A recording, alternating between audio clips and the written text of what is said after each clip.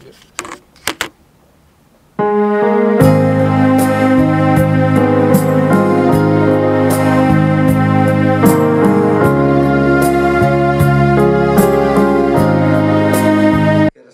yang sangat serius untuk didoakan.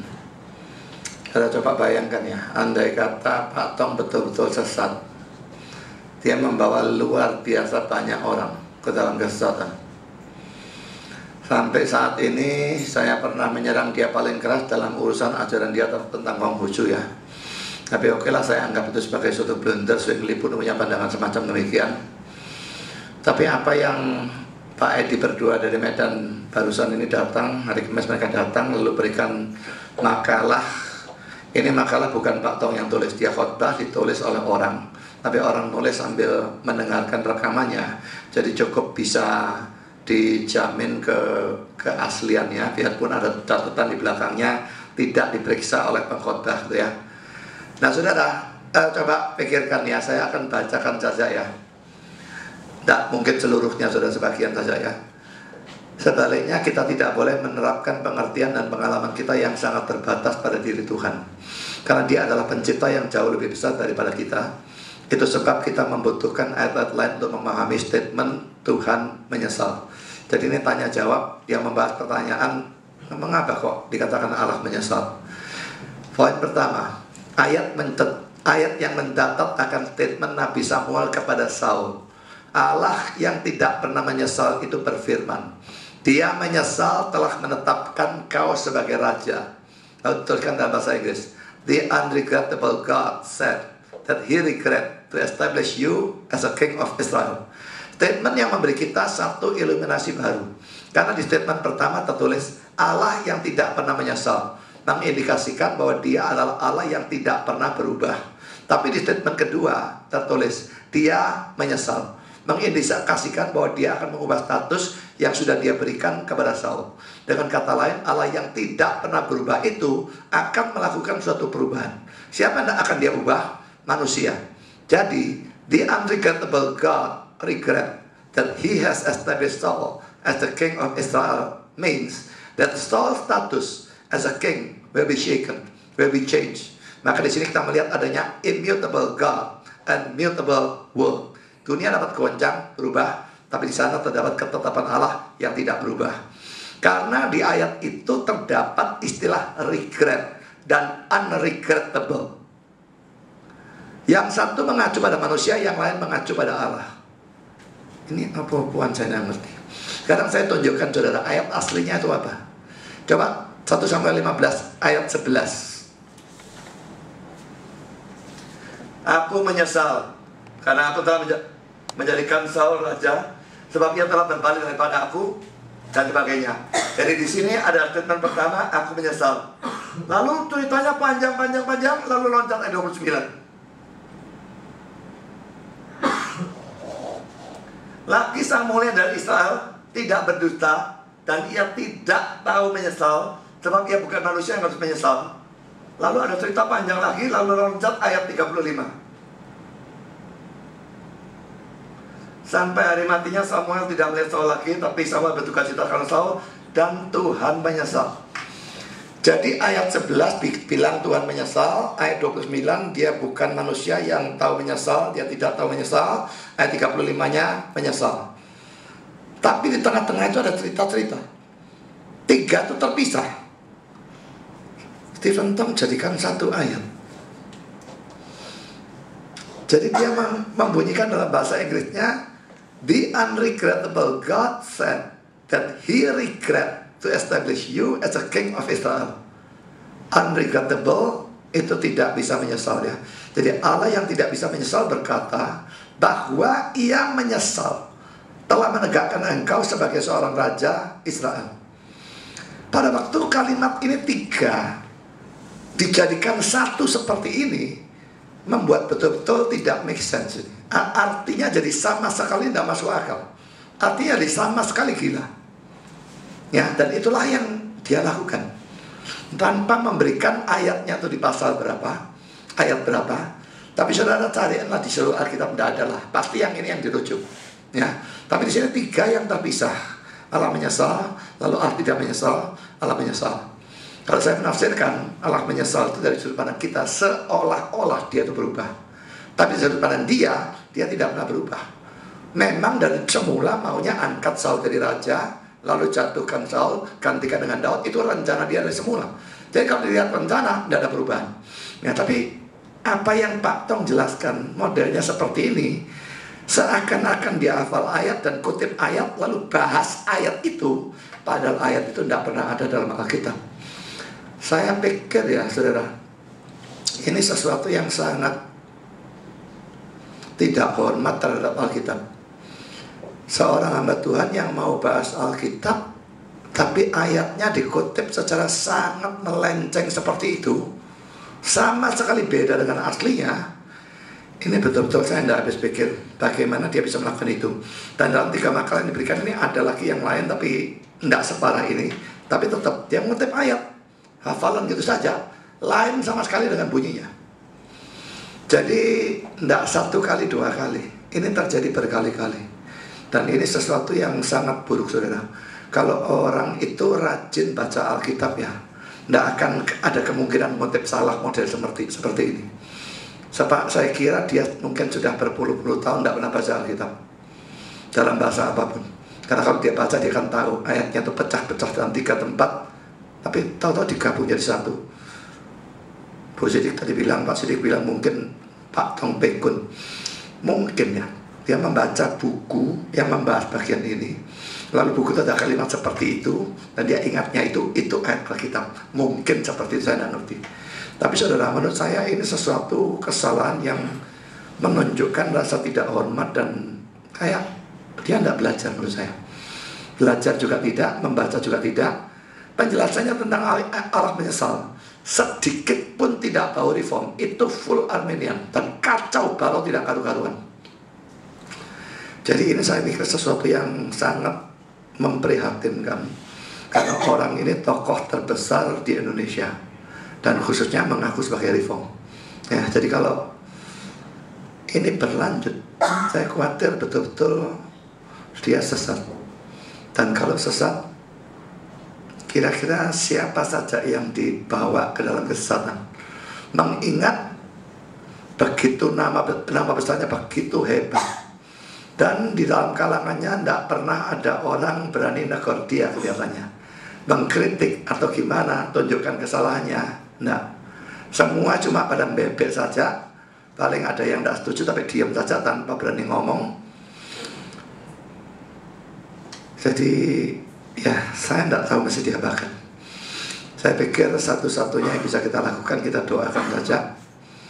Ya, jadi dalam doa syafaat sebentar lagi kita akan mendoakan untuk Stephen Tong.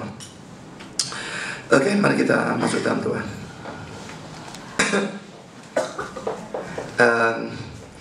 Saya mengubah rencana saya. Bukan Allah ya, Allah tidak berubah. Jadi tempo hari saya katakan pagi saya akan membahas tentang khotbah atau ajaran Pak Tong yang salah berkenaan dengan kematian. Lalu sore saya akan membahas untuk persiapan debat di Jakarta, yaitu tentang gembala dan domba. Tapi akhirnya saya ubah karena bahan untuk kematian ini panjang sekali. Jadi ini membutuhkan, saya perkirakan 4 session. Dan saya akhirnya ambil keputusan, saya buang dulu, tunda dulu yang gembala dan domba untuk 4 session berturut-turut, termasuk hari ini ya. Hari ini, minggu depan, dan terusnya 4 kali. Maka kebaktian sore dan kebaktian pagi saya samakan topiknya, membahas tentang maut atau kematian, membahas ajaran Pak Tong yang salah dalam persoalan itu. Tadi yang sudah kita baca itu lain ya, ini ajaran lain lagi. Saudara, maut atau kematian, mengapa kok harus dibahas? Karena lagi-lagi muncul ajaran salah dari Pak Tong, dan ajaran salah itu berbuahnya cepat saudara. Saya ceritakan sedikit mungkin bagi saudara yang tidak tahu sejarahnya ya. Yang pertama-tama memberitahu saya adalah saudara Edi yang di belakang, 2 orang dari Medan. Mereka memberitakan bahwa dalam khotbah Pak Tong itu mengatakan kematian Yesus tok yang ditentukan oleh Allah. Kematian Yesus tok yang ada dalam kehendak atau rencana Allah. Kematian orang lain di luar Yesus itu tidak pernah Allah tentukan. Dan tidak ada dalam Alkitab ayat yang mengatakan Allah menetapkan kematian seseorang. Untuk apa Allah kepingin orang mati? Nah saudara, ajaran semacam demikian.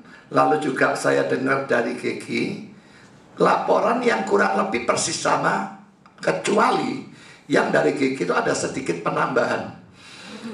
Dia mengatakan, tapi saya mungkin anggapnya kurang tepat ya, tapi pokoknya dia mengatakan Pak Tom bilang bukan cuma Tuhan tidak menetapkan, tapi kalau terjadi kematian, setan yang membunuh. Tapi tadi sudah saya cek pada Gekinya bilang, oh bukan, yang bagian kalau orang mati setan yang membunuh, itu yang ngomong Sucipto Subeno. Ya, tapi kalau yang Pak Tom tidak mengatakan hal itu. Nah lalu saudara, pada hari Selasa yang lalu ini ya, Selasa kemarin ini ya, saya khotbah di GKA Trinitas. Dan sebelum khotbah mulai, saya ngomong-ngomong dengan Sony Chandra. Saya kira banyak saudara yang tahu dia ya. Sony Chandra ini mahasiswa stres. Dia tidak pernah sekolah teologi, tapi dia jadi status penginjil. Cuma di GKA Trinitas bukan satu sama Tuhan ya. Dia kayak pegawai full timer, tapi tetap dia khotbah juga. Nah dia ngomong, wah Pak Tong berkobar-kobar mau adakan KKA di 60 kota dan macam-macam. Lalu saya tahu orang ini memang penggemar Pak Tong dari dulu ya, pengagum Pak Tong, niru-niru Pak Tong dan sebagainya. Cara dia khotbah, cara dia ngomong itu niru Pak Tong. Lalu saya bilang, ya mau berkobar-kobar pelayanan juga tidak masalah, tapi mau belajar yang baik. Ajarannya dia tambah lama tambah tidak karuan. Lalu saya ceritakan ajarannya Pak Tong tentang kematian itu saudara. Dan dia kaget, dia bilang, masa Pak Tong ngajar gitu? Ini ada 2 saksi sedikitnya, dan khotbah itu dirilai ke seluruh dunia ya. Seluruh dunia saya kira melalui satelit dan sebagainya. Itu khotbah Paskah baru-baru ini. Dan lalu Sony itu mikir-mikir sebentar. Lalu dia mikir, oh iya Pak Budi, barusan ini saya ngomong-ngomong dengan seorang majelis GKA Trinitas. Dia berkata, waduh saya mendengar khotbah Pak Tong merasa berkat besar. Pokoknya kira-kira seperti itu ya, kalimat tidak persis ya. Wah merasakan berkat besar. Dulu saya pikir kalau ada orang mati setan yang bunuh, Tuhan yang bunuh. Tapi sekarang saya dicolekkan, dia saya tahu sekarang bukan Tuhan yang membunuh. Pak Tong bilang bukan Tuhan yang membunuh. Saya pikir ajaran yang kacau itu cepat sekali sudah dapat pengikut ya. Tanpa orang itu memeriksa dasarnya apa, langsung percaya begitu saja. Saudara, saya tidak mempersoalkan kalau Pak Tong mengatakan kematian Kristus ditentukan Tuhan. Sudah jelas saya percaya itu, ayatnya ada.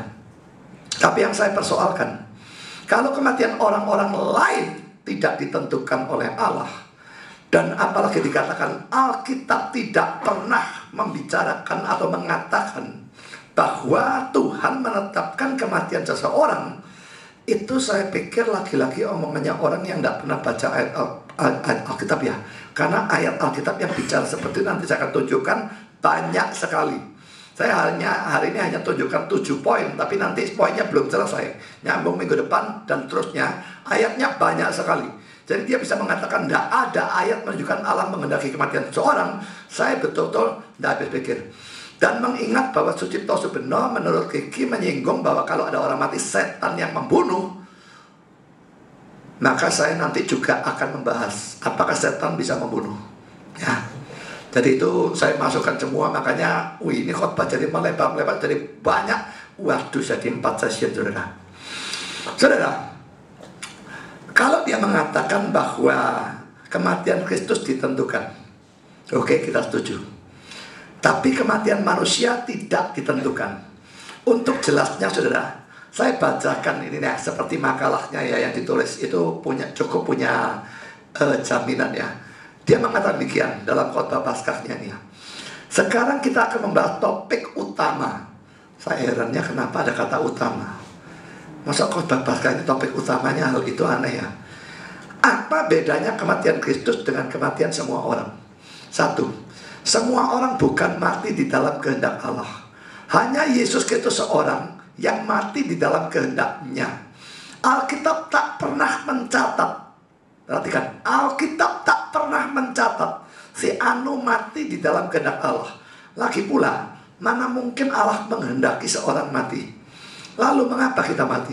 Kita berdosa, dan upah dosa adalah maut. Hanya Yesus Kristus yang mati menurut kehendak Allah.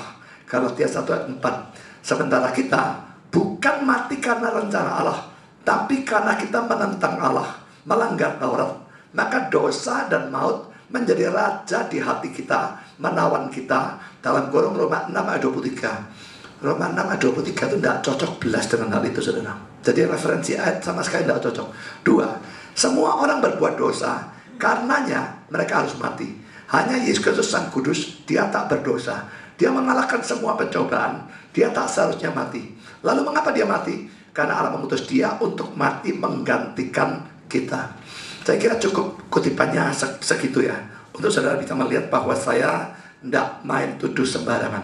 Saya terhadap orang lain tidak mau lebih-lebih terhadap Stephen Tong. Saya sama sekali gak kepingin menjatuhkan orang itu. Tapi saudara, khotbah ini tidak bisa, menurut saya tidak dibahas. Saudara, jadi dia berkata Kristus mati dalam rencana Allah. Allah tentukan itu.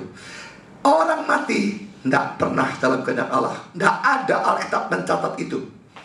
Saudara, hal pertama yang ingin saya tunjukkan adalah secara teologis adalah mustahil untuk mengatakan kematian Kristus saja ditentukan, sedangkan kematian semua manusia tidak ditentukan.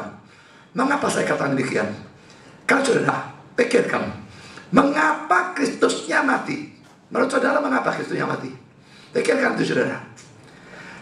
Karena manusia berdosa, dia sendiri ngomong, ya, manusia berdosa, upah dosa maut. Lalu Kristus mau menggantikan kita, memikul maut atau kematian itu. Nah, sebagai Allah dia tidak bisa mati, dia harus jadi manusia, maka dia mati. Jadi saudara, kematian Kristus itu tujuannya menggantikan kematian kita kan? Itu tujuannya. Kalau ini ditentukan oleh Allah, Kristus mati untuk menggantikan kematian kita, untuk memikul hukuman dosa kita. Kalau ini ditentukan oleh Tuhan, bagaimana kematian kita bisa tidak ditentukan? Kristus mati untuk kematian kita. Mirip sama judulnya bukunya John Owen ya, The Death of Death and the Death of Christ. Kematian dari kematian, dalam kematian Kristus. Dalam kematian Kristus, kematian itu dibunuh, boleh dikatakan seperti itu. Nah, kalau tujuan kematian Kristus membunuh kematian, mana bisa kematian Kristus tujuannya membunuh kematian? Seluruhnya ditentukan. Tapi kematian yang mau dibunuh ini tidak ditentukan. Masuk akal tidak? Dia mati untuk menebus dosa. Itu ditentukan. Mana bisa dosa tidak ditentukan? Saya pikir saudara, Stephen Tong tidak mau mengatakan bahwa kematian itu ada dalam rencana Allah. Karena kematian itu adalah akibat dari dosa. Dosa menyebabkan kematian. Kalau kematian dalam rencana Allah, otomatis dosa masuk dalam rencana Allah. Saya kira dia mau menghindari itu. Tapi pada waktu dia mengatakan kematian Kristus ditentukan, kematian manusia tidak. Ini nyambung saudara. Kematian Kristus itu untuk kematian manusia. Dan kematian manusia itu gara-gara dosa. Jadi kalau ini ditentukan, seluruhnya ini tidak terhindar, itu harus ditentukan. Dan perlu saudara ingat ya, Allah itu beda dengan kita. Karena dia maha tahu, maha berhikmat dan sebagainya. Kita kalau membuat suatu rencana, pertama rencana bisa berubah. Kedua, kita membuat rencana itu tidak ada satu orang pun di seluruh dunia dimanapun membuat rencana seluruh rencana sampai dia mati direncanakan. Lalu dia matinya kapan tidak tahu kok. Gimana mau merencanakan? Semua kita merencanakan bertahap. Waktu sudah kecil, umur 2 atau 3 tahun, punya rencana. Tidak ada, terlalu goblok untuk itu. Mana bisa merencanakan? Mungkin saudara, waktu saudara SD, mungkin sudah mikir, kalau lulus SD, aku masuk SMP mana? SMA, peduli amat, SMA saya suwi, 3 tahun. Peduli amat, tidak merencanakan. Nanti sudah SMP, kelas 2 atau kelas 3, mikir, mulai rencana lagi. Jadi rencana bertahap saudara. Sudah fakultas, kalau lulus, kerja di mana? Dan pakai, atau ambil S2. Itu ada perencanaan bertahap saudara. Itu manusia, semua manusia. Tapi saudara, Tuhan yang maha tahu dan maha berhikmat, pada biru tak terhingga, Dia langsung membuat seluruh rencananya bleng. Dan dia laksanakan tanpa gagal. Tidak ada perubahan, tidak ada tambahan rencana, omong kosong sama sekali semua itu. Ya, tidak bisa dia merencanakan seperti kita. Ya, dia seluruhnya semua dan seluruhnya dilaksanakan. Jadi tidak ada tahu-tahu sedikit-sedikit ada tambahan rencana, ada tambahan rencana. Kalau sudah sering mendengar mungkin ya, Tuhan dulu itu ciptakan Adam dan Hawa, taruh di Taman Eden. Mereka suci. Dan rencana Tuhan, mereka itu tetap suci dan tetap di Taman Eden. Tapi setan menggoda, dan lalu Adam dan Hawa jatuh ke dalam dosa. Karena itu saudara, mereka lalu diusir dan sebagainya. Rencana Allah gagal.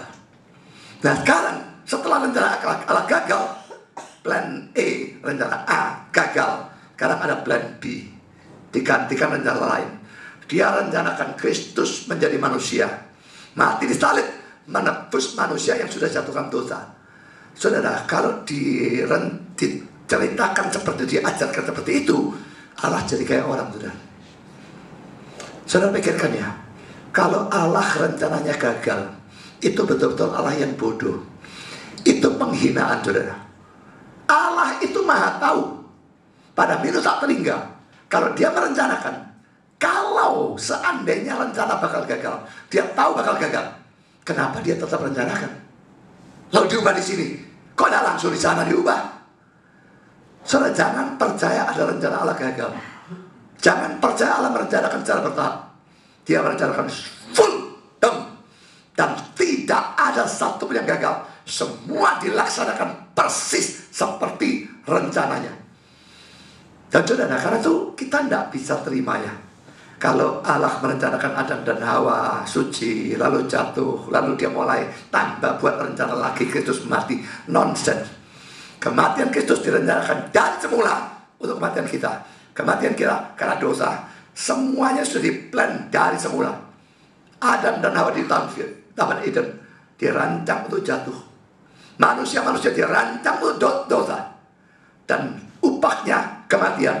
Sekaligus obatnya sudah dirancang dari semula. Kristus mati untuk mengatasi kematian dan mengatasi dosa. Semuanya. Saudara, akan saya berikan beberapa ayat yang saya kira saudara tahu ya, bahwa kematian Kristus memang menggantikan kita dan menebus dosa kita. Jadi kalau ini ditetapkan, tidak bisa yang di sini tidak.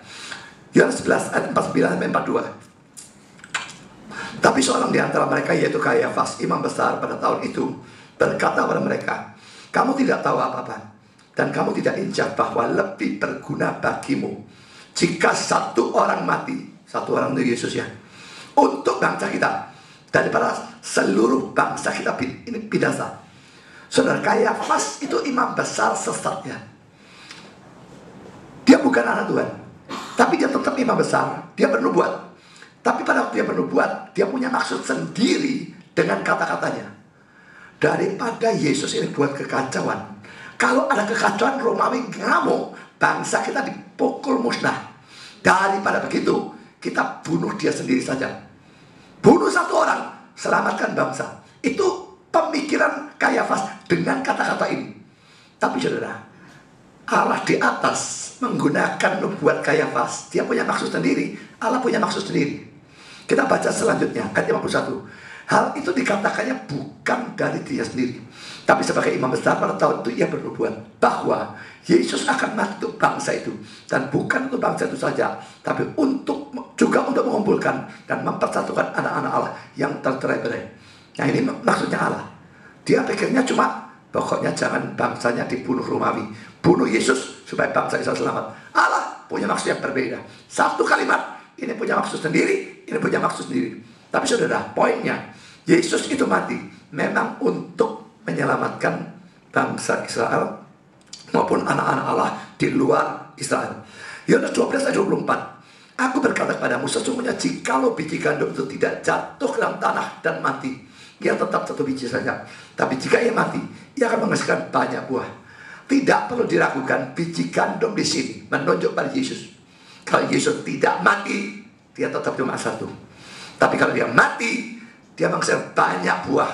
Anak-anak Allah yang tadinya mati sekarang punya hidup yang kekal. Yohanes 12 ayat 32 dan 33. Dan aku, apabila aku ditinggikan dari bumi, disalibkan ya, aku akan menarik semua orang datang padaku. Ini dikatakannya untuk menyatakan bagaimana caranya ia akan mati. Harus dia mati, tapi dia tarik. Selamatkan orang-orang yang mati rohani supaya dapat hidup yang kekal. Itu caranya, harus dia mati. Lalu 2 Timotius 1 9 dan 10. Dialah yang menyelamatkan kita dan memanggil kita dengan panggilan kudus, bukan berdasarkan perbuatan kita, melainkan berdasarkan maksud dan kasih karunia sendiri yang tak dikaruniakan pada kita dalam Kristus Yesus belum permulaan zaman, dan yang sekarang dinyatakan oleh kedatangan juru selamat kita, Yesus Kristus, yang oleh Injil telah mematahkan kuasa maut dan mendatangkan hidup yang tidak dapat binasa. Yesus mati, itu Injil. Dan oleh Injil itu kuasa maut dipatahkan. Maut mengalami kematian, lalu dia memberikan hidup yang tidak bisa binasa. Jadi saudara, itu semua desain kematian Kristus. Patahkan kematian, hancurkan dosa, dan orang yang mati bisa dihidupkan atau mendapatkan hidup yang kekal. Jadi kalau kematian ditentukan, tidak bisa tidak kematian yang di sana, dosa yang di sana, semua harus ditentukan. Kalau tidak, terjadi kontradiksi yang tidak karu-karuan. Lalu Ibrani 2 ayat 9, 14, dan 15. Tetapi dia yang untuk waktu yang singkat dibuat sedikit lebih rendah daripada malaikat-malaikat, yaitu Yesus, kita lihat, yang oleh karena penderitaan maut dimahkotai dengan kemuliaan dan hormat, supaya oleh kasih karunia Allah ia mengalami maut bagi semua manusia. Saudara yang ikut GSM jangan bingung ya, semua manusia universal atonement, penebusan universal, penebusan tak terbatas. Nanti kelas GSM saya pelajari, saya ajarkan hal itu belakangan. Tapi sekarang tidak perlu dulu. Saya baca lanjut ayat 14. Karena anak-anak itu yang mau ditebus itu ya adalah anak-anak dari darah dan daging, maka ia juga menjadi sama dengan mereka dan mendapat bagian dalam keadaan mereka, supaya oleh kematiannya ia memusnahkan dia, yaitu iblis yang berkuasa atas maut. Dan dengan jalan demikian ia membebaskan mereka yang seumur hidupnya berada dalam perhambaan oleh karena takutnya kepada maut. Saudara, semua ayat menunjukkan Yesus mati menebus dosa, Yesus mati mematahkan maut, Yesus mati menghancurkan kematian. Jadi kalau ini ditetapkan, kematian itu tidak, itu sangat mustahil. Sekarang kita masuk pada poin 2, saudara. Kalau tadi saya bahas secara teologis, sekarang betul-betul saya tunjukkan ayat-ayatnya. Ayatnya ini sorentetan, kalau saya tidak salah ada 10 deretannya. Nanti hari ini kita belajar cuma 7 saja. Nanti sambungannya minggu depan. Saudara, Alkitab di dalam banyak ayat menunjukkan bahwa kematian manusia sudah ditentukan waktunya oleh Allah. Ini tidak bisa diubah, diundur, ataupun dimajukan. Tidak bisa. Tetap ada waktu yang sudah ditetapkan orang itu mati. Pasti ada keberatan-keberatan. Itu akan saya bahas dalam khotbah yang kedua atau ketiga. Ya, tapi sekarang kita lihat ayat-ayat yang tadi Pak Tong klaim Alkitab tidak pernah mengatakan Allah menetapkan dosa dan sebagainya. Sekarang saya akan tunjukkan. Ayat pertama, Mazmur 90 ayat yang ke-10. Masa hidup kami 70 tahun, dan jika kami kuat 80 tahun. Dan kebanggaannya adalah kesukaran dan penderitaan, sebab berlalunya buru-buru, dan kami melayang lenyap. Saudara, ada kata-kata masa hidup kami. Memang harus diakui ini implisit ya. Saya memberikan ayat nanti tambah lama tambah kuat, saudara. Tapi yang sekarang ini sudah cukup betulnya. Masa hidup kami berarti setiap kita punya masa hidup. Implisit memang tak dikatakan ditentukan Tuhan, tidak ada ya. Tapi saudara, kalau masa hidup kami itu tertentu, kok bisa tertentu? Pasti ada yang menentukan. Siapa kira-kira yang punya otoritas menentukan selain Allah? Apakah bisa setan? Apakah bisa malaikat? Apakah bisa kita? Omong kosong. Jadi ini implisit. Tidak ada kata-kata eksplisit Allah menentukan. Tapi implisit, waktu hidup kita itu ditetapkan oleh Tuhan. Saudara, Albert Barnes dalam komentarnya tentang ayat ini berkata demikian. Semua binatang seperti kuda, bagal, gajah, burung elang atau raja wali, burung gagak, lebah, kupu-kupu, masing-masing mempunyai suatu batas hidup yang tertentu. Secara bijaksana disesuaikan dengan rancangan untuk mana mereka dibuat dan bagi kebahagiaan tertinggi dari seluruhnya. Demikian juga dengan manusia. Jadi setelah bilang binatang-binatang, lalu dia mengatakan manusia sama saja. Ya, tidak bisa ada keraguan di sana bahwa ada alasan-alasan yang baik. Beberapa atau sebagian darinya bisa dengan mudah dipikirkan mengapa hidupnya tidak lebih panjang. Tapi bagaimanapun itu tidak lebih panjang. Seringkali sudah kalau ada orang mati ya, kita mikir, aduh kenapa kok mati pagi banget gitu ya. Sudah misalnya tokohnya Saksi Yehova itu mati pada usia 99. Itu orang sesat panjang umur. Calvin sekitar 55 saya kira. Ya.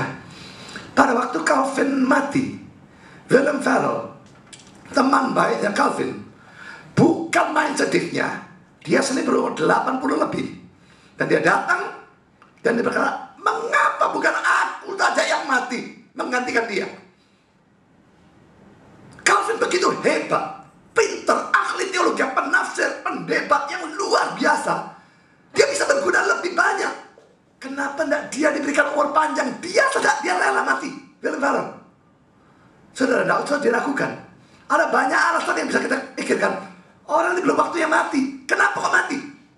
Tapi saudara, bagaimanapun itu tidak lebih panjang, saudara. Tidak peduli alasan kita apa, pokoknya tidak lebih panjang. Dan dalam periode yang pendek itu, ia harus mencapai semua yang harus ia lakukan berkenaan dengan dunia ini. Dan semua itu harus dilakukan untuk mempersiapkan dia untuk dunia yang akan datang. Adalah jelas untuk mengatakan bahwa manusia punya cukup untuk dilakukan, untuk mengisi waktu dari hidupnya, bahwa hidup manusia adalah terlalu berharga untuk diboroskan, dihamburkan, atau disia-siakan. Saudara, camkan bagian akhir yang dikatakan oleh Albert Barnes ini, saudara. Jadi bukan hanya waktu kita itu terbatas, tapi itu sebetulnya relatif begitu pendek.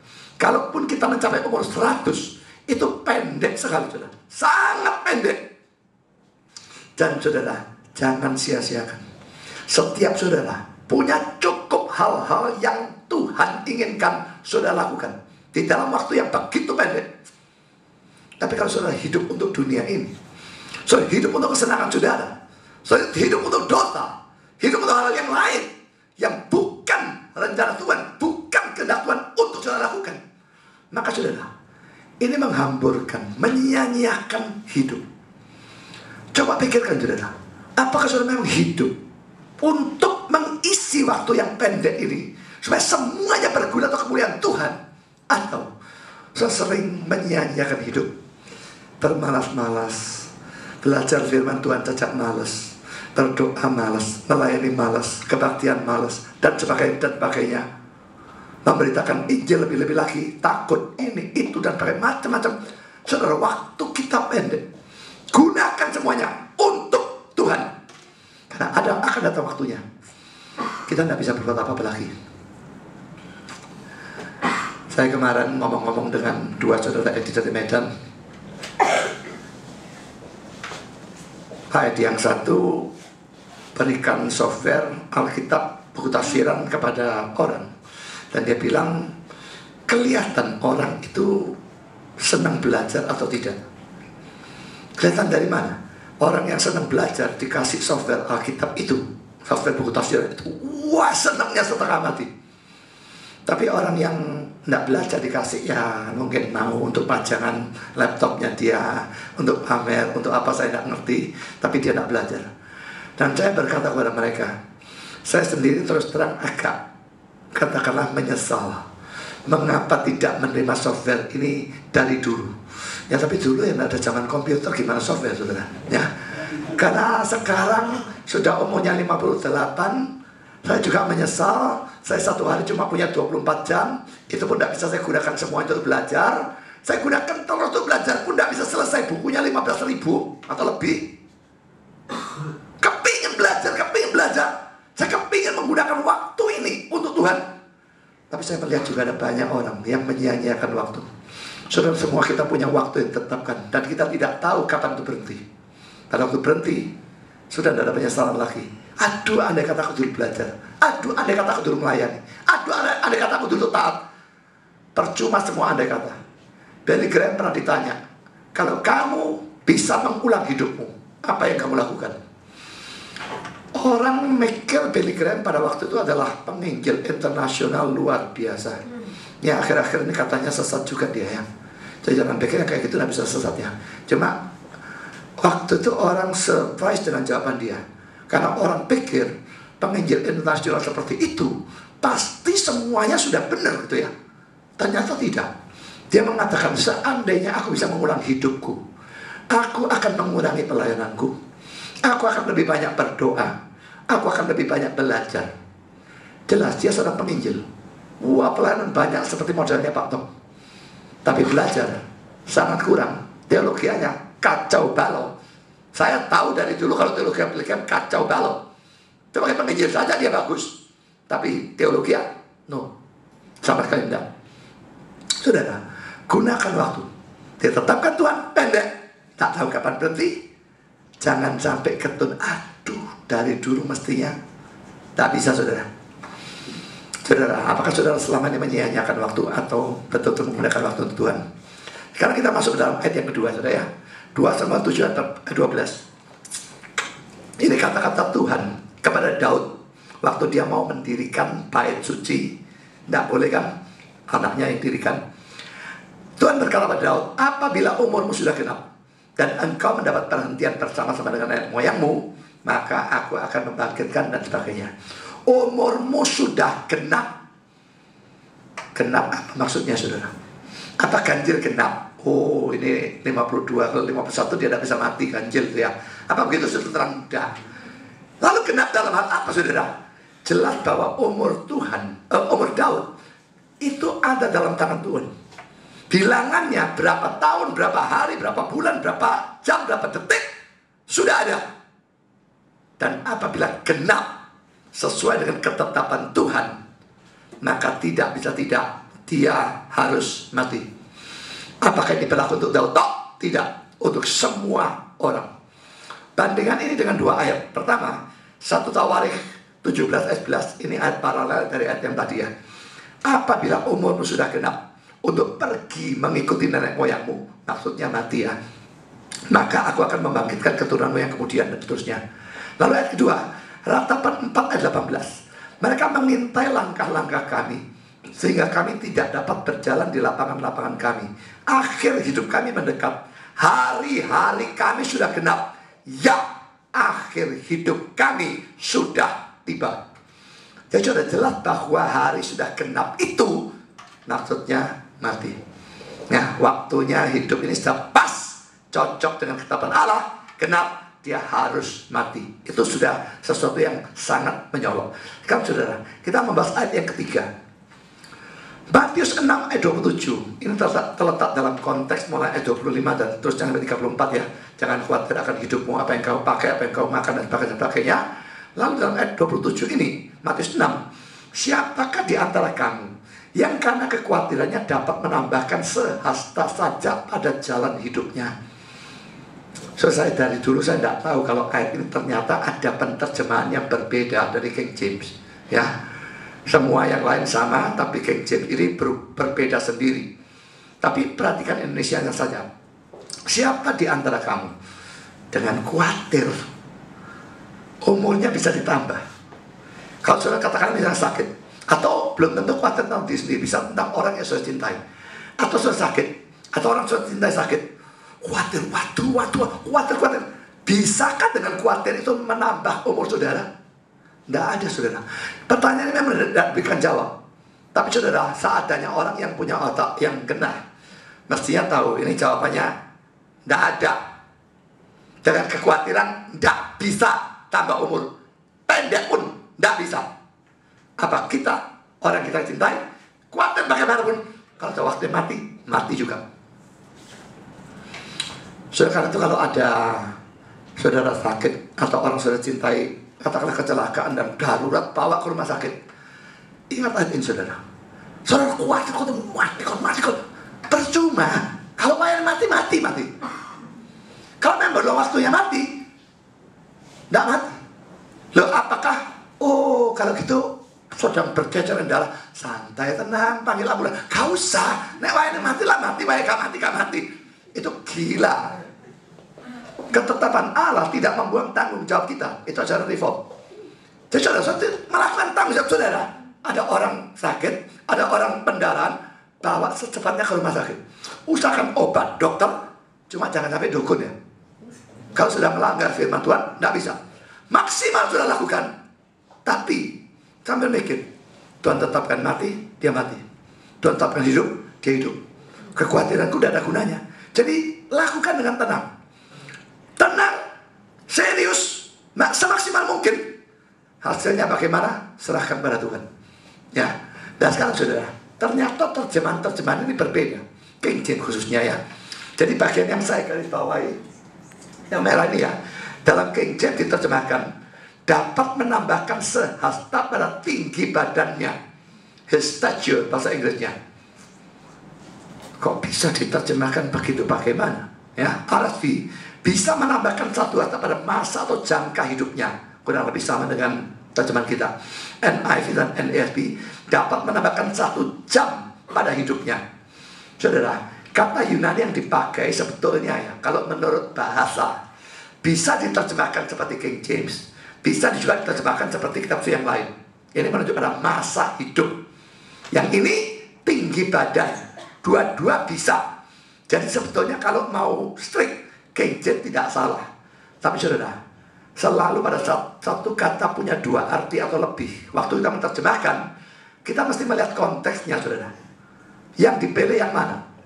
Lah, jangan khawatir akan hidupmu, apa yang kamu makan, apa yang kamu pakai. Saudara baca mulai 25-34. Tahu-tahu ini khawatirnya berurusan dengan tinggi badan. Tidak cocok belas, saya pikir. Sama sekali tidak masuk akal. Tapi aneh bin ajaib, Matthew Henry menganggap terjemahan King James lebih cocok. Karena menurut dia, alasan dia, mengapa dia pilih King James, pakai ukuran hasta. Hasta itu memang ukuran panjang. Jadi lebih cocok untuk menunjuk pada tinggi badan, bukan pada usia. Lalu dia punya alasan yang lain. Usia orang itu paling lama hanya 1 telempap. Nanti ayatnya kita tunjuk, kita lihat ya. Saya kutip kata-kata Matthew Henry ya. Usia atau umur paling panjang adalah 1 jengkal. Mazmur 39 ayat 6. Saya tidak mengerti mengapa dia menggunakan kata jengkal. Bahasa Inggrisnya dia pakai span, 1 jengkal. Karena ayat yang diberikan, saudara, Mazmur 39 ayat 6, bukan menggunakan span atau jengkal, tapi menggunakan handbreadth. Dalam terjemahan kita, telempap. Telempap itu lebar tangan, 4 jari ini, saudara. Jadi mungkin kira-kira antara sekitar 10 atau ya paling-paling belasan senti. Saudara, Mazmur 39 ayat 6. Sungguh, hanya beberapa telempap saja. Apa? Stephen tadi bilang, tidak ada ayat Allah tentukan orang mati ya. Ayat ini apa? Kalau tadi sebelum ini implisit, masa hidup kami 70 tahun dan pakai implisit ya. Siapa berapa menambahkan jatah saudara. Tapi ini saudara, sungguh hanya beberapa telempap saja. Kau tentukan umurku. Bagimu hidupku seperti sesuatu yang hampa. Ya, setiap manusia hanyalah kesia-siaan. Saudara, telempap, saya tidak tahu kata Indonesia itu saudara. Taunya ada di Alkitab. Tapi terjemahan dalam bahasa Inggris handbreadth. Dan lebar tangan itu 4 jari saja, bukan 5 jari. Pokoknya para penafsir berkata demikian. Jadi saudara, ini pilihan dari Matthew Henry. Tapi Adam Clarke yang Arminian ini lebih bijaksana dalam kasus ini. Dia memilih terjemahan dari RSV, NIV, dan NASB.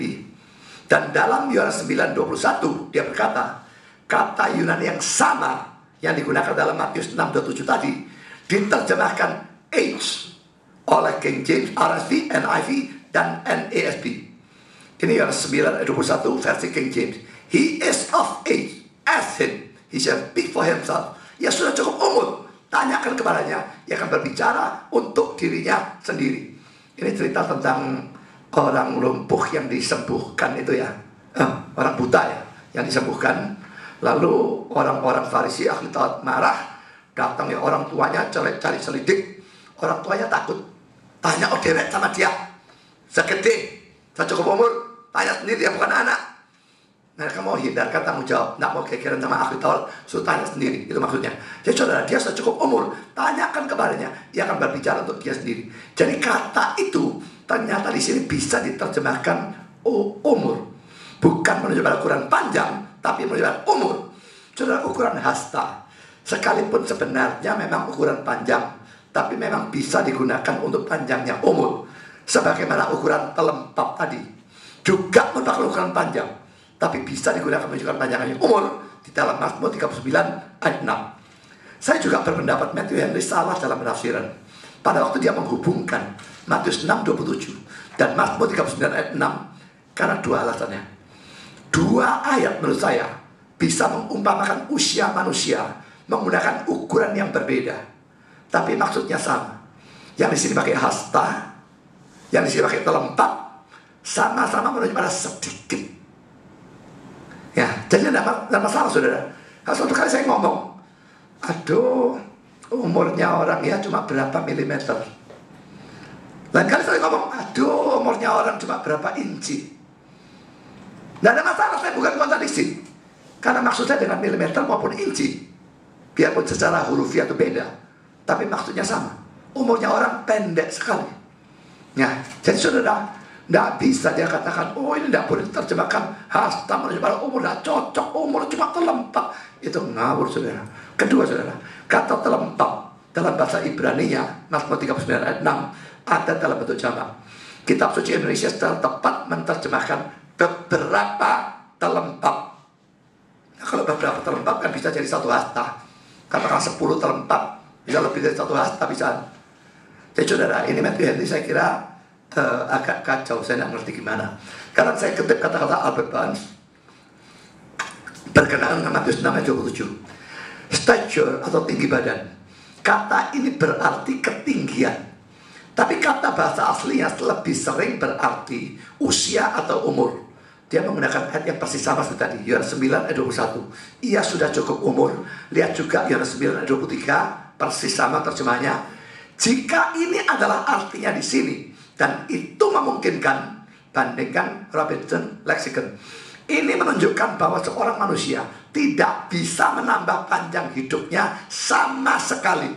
Kekhawatiran yang terbesar tidak akan memperpanjangnya 1 jam pun melebihi waktu yang ditetapkan untuk kematian. Apakah para penasihat setuju dengan Pak Tong?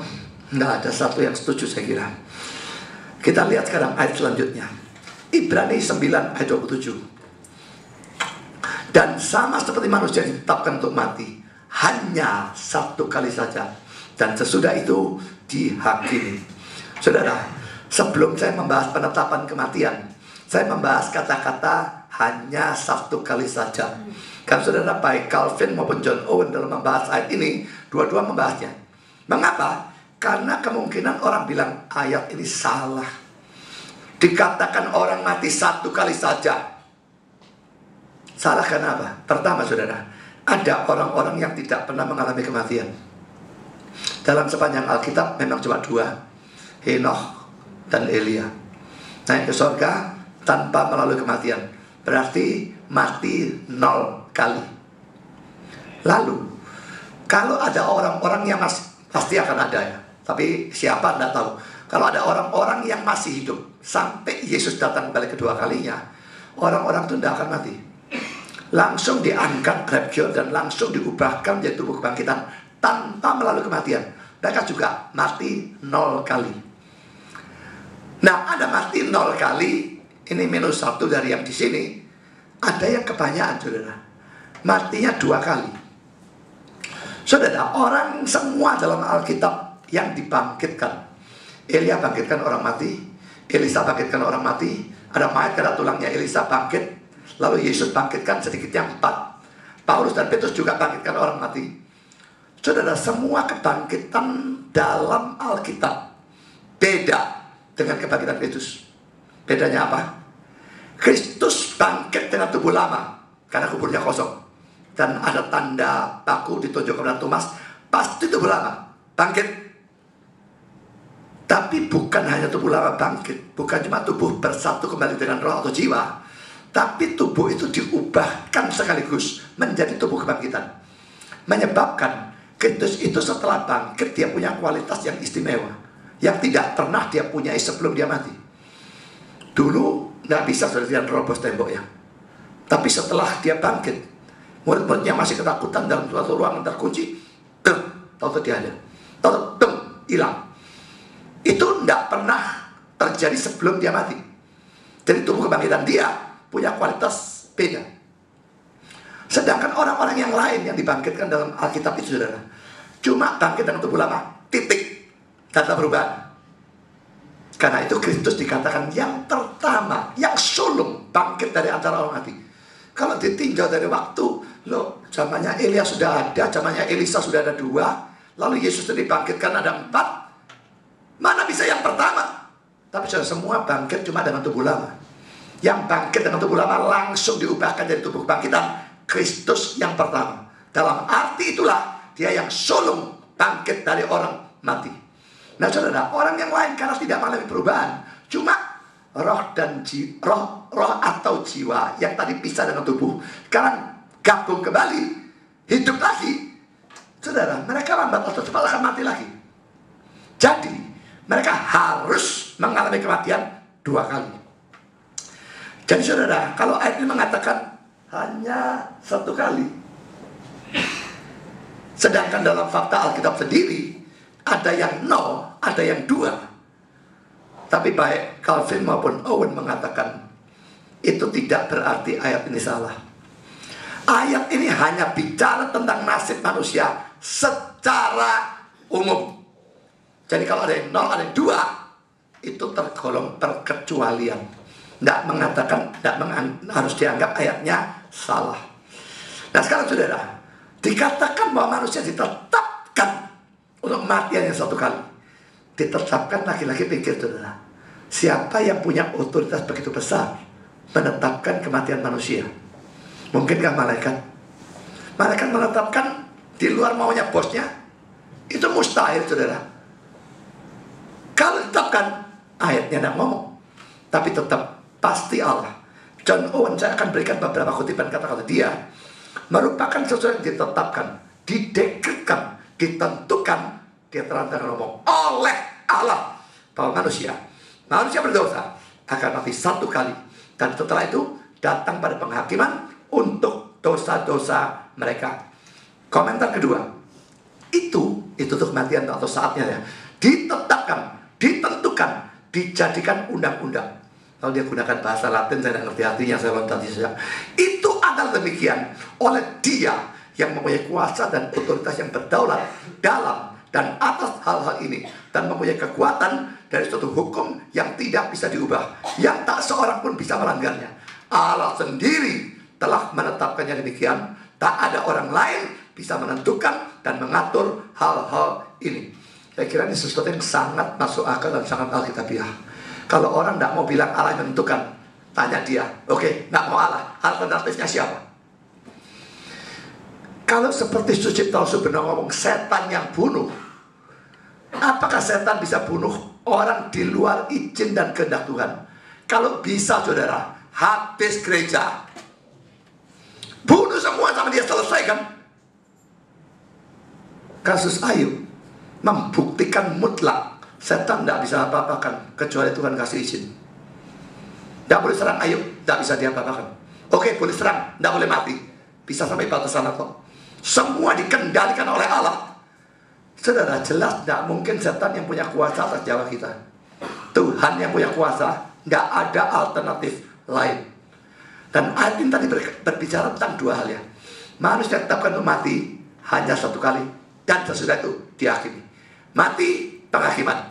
Penghakimannya juga ditentukan harinya. Coba lihat Kisah Rasul 17 ayat 31. Ia telah menetapkan suatu hari, pada waktu mana ia dengan adil akan menghakimi dunia, oleh seorang yang telah ditentukannya. Sesudah ia memberikan kepada semua orang suatu bukti tentang hal itu, dengan membangkitkan dia dari antara mati. Sudah hari penghakiman ini, kalau ini ayat eksplisit ya, Tuhan yang menentukan. Sekarang kalau kematian tidak ditentukan, kalau tidak ditentukan kan bisa delujur aja terus, jalan terus ya. Tahu-tahu menabrak hari penghakiman ini gimana? Apakah mungkin kalau dia menentukan hari penghakiman, tidak mungkin dia tidak menentukan hari kematian? Kalau tidak ini delujur nabrak sana, lah repot. Jadi saudara, baik penghakiman, kematian, Tuhan itu yang menetapkan. Tidak ada makhluk lain siapapun punya otoritas kuasa untuk melakukan itu. Karena John Owen, kematian dari semua secara sama ditentukan dan pasti dalam undang-undang Allah. Kematian mempunyai bermacam-macam jalan atau cara pendekatan kepada semua individu. Karena itu, hal itu pada umumnya dipandang atau dianggap sebagai suatu kecelakaan atau kebetulan yang menimpa orang ini atau orang itu. Tetapi hukum berkenaan dengannya adalah umum dan sama. Saudara, orang seringkali terlalu melihat ada penyebab kematiannya. Orang bisa ya sakit. Sakit itu kan kebetulan. Saya ketemu orang, ketularan orang, kalau kena penyakitnya, lalu saya mati. Lalu kalau kecelakaan, oh ini kebetulan lagi. Orang bisa juga jalan kepleset kulitnya pisang, belang, gegar otak, pingsan, koma, mati. Bisa.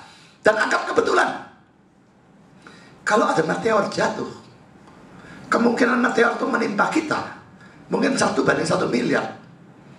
Tapi kalau tahu-tahu itu nyamber kepala saudara, saudara anggap itu ditentukan Tuhan atau itu kebetulan?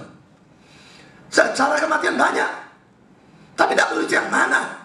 Tuhan bukan cuma menentukan tujuannya, caranya Tuhan juga menentukan.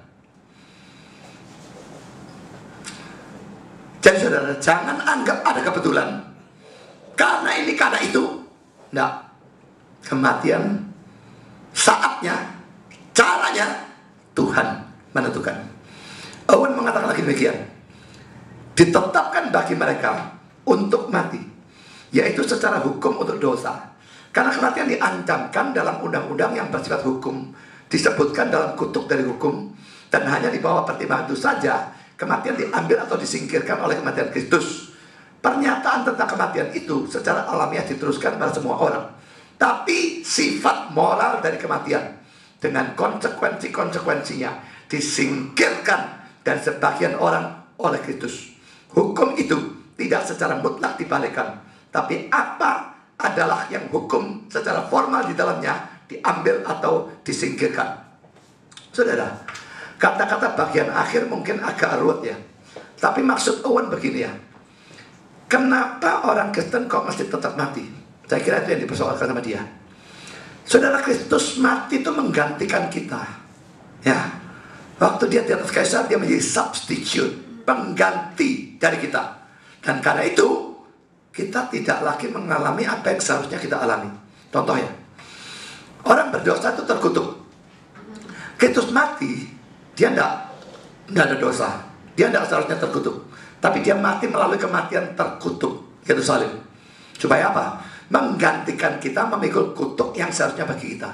Setelah kita digantikan, kita percaya dia, kutuk itu singkirkan. Kita jadi orang yang diberkati. Tidak peduli saudara miskin, tidak peduli saudara melarat, tidak peduli saudara sakit-sakitan, tidak peduli saudara menderita. Kalau saudara percaya, kutuk diambil Kristus, saudara tidak terkutuk, saudara diberkati. Saya tidak percaya omongan diberkati di gereja-gereja luaran yang terus daripada sekuler-sekuler. Tidak. Tidak betul soal miskin, sakit-sakitan, menderita. Kalau saudara percaya kutuk diambil Kristus, saudara tidak ada kutuk, saudara diberkati. Contoh yang lain, kalau masuk neraka, pasti kehausannya. Si orang kaya itu minta 1 tetes. Abraham tidak bisa. Antara kamu dan kami adalah jurang yang tidak terseberangi. Kehausan yang luar biasa. Tapi sudah di atas kayu salib, Kristus memikul kehausan itu. Dia berteriak, aku haus. Dan dalam Mazmur pasal 22 itu dinubuatkan, lidahku melekat pada langit-langit mulutku, kehausan yang luar biasa. So, dia sudah dipukul dengan cambuk, dia sudah disalibkan, kesakitan luar biasa. Mengapa harus mengalami kehausan? Kan saudara, itu seharusnya hukuman kita. Masuk neraka, api, haus. Kehausan yang luar biasa, satu tetes air pun tidak bakal diberi. Tapi Kristus memikul kehausan itu, sehingga kalau kita percaya Dia, kita tidak akan mengalami kehausan itu. Kita tidak akan masuk neraka. Ya, jadi apa yang sudah dipikul Dia, kita bebas. Tapi kenapa saudara? Dalam persoalan kematian, Kristus katanya mati untuk mengalahkan kematian kita. Berarti nanti dikalahkan. Lalu kok kita pasti mati? Nah saudara, lalu dipikirkan ya, status kematian itu sekarang yang berubah. Memang kita tetap mati, tapi beda antara kematian kita sebagai orang Kristen dengan kematian orang yang non-Kristen. Kalau orang non-Kristen mati, kematian itu sendiri adalah hukuman. Masih tetap ada hukuman lagi, kematian yang kedua, masuk neraka. Tapi kematian itu sendiri statusnya hukuman. Tapi kalau orang Kristen mati, Kristus sudah mati untuk dia. Mestinya Kristus tidak perlu mati, dia mati. Dia mengalami itu. Lalu kenapa saya mesti mati? Kalau saya mati, status dari kematian itu bukan lagi hukuman. Jadi beda tuh ya. Jadi tidak bisa tidak tetap mesti mati. Karena kalau tidak mati-mati, tidak masuk-masuk surga. Saya tidak pernah berharap kepingin mati. Saya sering berharap, kadang-kadang saya menderita luar biasa, bosan hidupnya. Mati enak masuk surga ya. Karena kalau tidak mati-mati, tidak masuk-masuk surga. Ya. Jadi saudara, itu status hukumnya lain. Di sana hukuman, di sini tidak. Menjadi jalan ke surga. Karena itu bagi Paulus dikatakan, oleh Paulus dikatakan, bagiku hidup adalah Kristus, mati adalah keuntungan. Kalau itu memang hukuman, dia tidak bisa bilang keuntungan. Tapi keuntungan, dia masuk surga. Jadi saudara, kematian itu statusnya sebenarnya hukuman. Bagi orang Kristen, kematiannya dipikul Kristus, mereka tetap mati. Tapi itu bukan lagi berstatus hukuman, tapi itu adalah jalan untuk pergi ke surga. Sekarang saudara, kita baca poin yang kelima. Mazmur 39 yang tadi sudah kita lihat ya. Tadi cuma disinggung. Sekarang saya betul-betul bahas. Mazmur 39 ayat 5 dan 6. Ya Tuhan, beritahukanlah kepadaku ajalku, dan apa batas umurku. Memang apa, tanya Tuhan? Jelas dia tahu, Tuhan yang punya itu ya. Supaya aku mengetahui betapa fananya aku. Sungguh hanya beberapa telempap saja Kau tentukan umurku. Bagimu hidupku seperti sesuatu yang hampa, dan sebagainya. Saudara, beberapa telempap King James, an handbreadth, suatu lebar tangan. NIV, a mere handbreadth, semata-mata suatu lebar tangan. RSV, a few handbreadths, beberapa lebar tangan. NIV, handbreadth, bentuk jamak. Lebar tangan, tentunya begitu ya. Dan yang benar memang bentuk jamak, karena kata Ibraninya di dalam bentuk jamak. Nah, jadi soal tunggal jamak tentunya artinya pendek. Tapi yang saya tekankan, kau tentukan umurku. Apa batasnya? Ditanyakan kepada Tuhan. Jelas tidak bisa tidak. Ayat ini secara sangat-sangat menyorok menunjukkan Tuhan menetapkan kematian. Tuhan menetapkan umur kita. Tidak bisa dilampaui, tidak bisa dikurangi. Saya berikan komentar dari Calvin. Suatu telempap adalah ukuran dari 4 jari. Dan di sini diartikan untuk suatu ukuran yang sangat kecil. Seakan-akan telah dikatakan bahwa hidup manusia terbang dengan cepat. Dan akhir darinya seakan-akan menyentuh awalnya. Ini awalnya terbangnya cepat sekali. Akhirnya itu seakan-akan dempet. Saking pendeknya hidupnya. Saudara, kalau saudara masih muda mungkin tidak ngerti apa yang saya katakan. Waktu saya dulu muda, saya merasa waktu berlalunya begitu lambat. Apalagi waktu masih kecil. Kecil kan kepingin gede ya. Karena kecil ini tidak boleh, itu tidak boleh, semua serba tidak boleh. kepingin gede enak, kalau gede bebas bisa sama sendiri. Sudah gede kepingin kecil. Kan tanggung jawab itu berat. Tapi saudara, waktu kecil, waktu berlalunya lama sekali. Itu tidak saya rasakan. Dan saya sudah pernah ceritakan dan banyak orang punya perasaan sama.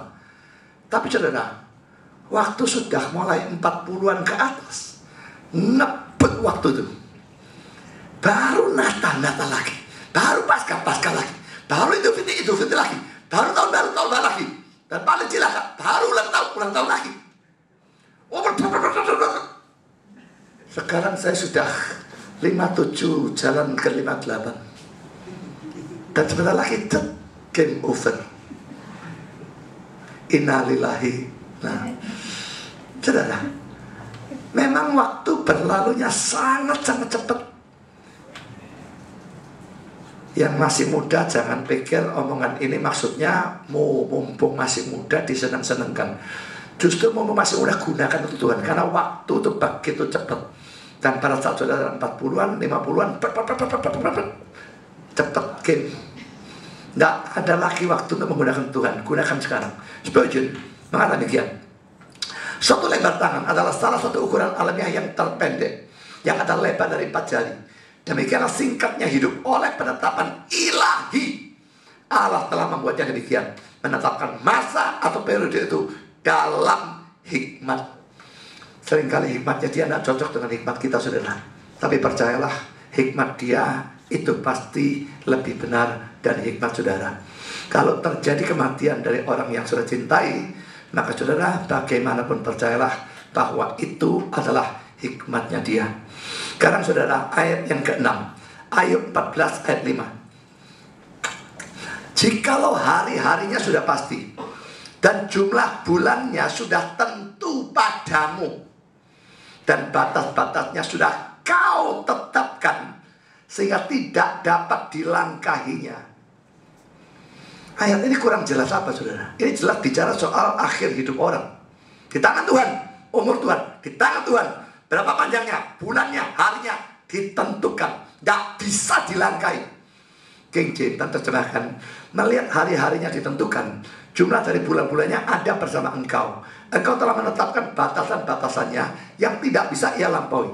RSV, karena hari-harinya ditentukan dan jumlah bulan-bulannya ada bersama engkau, dan engkau sudah menentukan batasan-batasannya yang tidak bisa ia lampaui.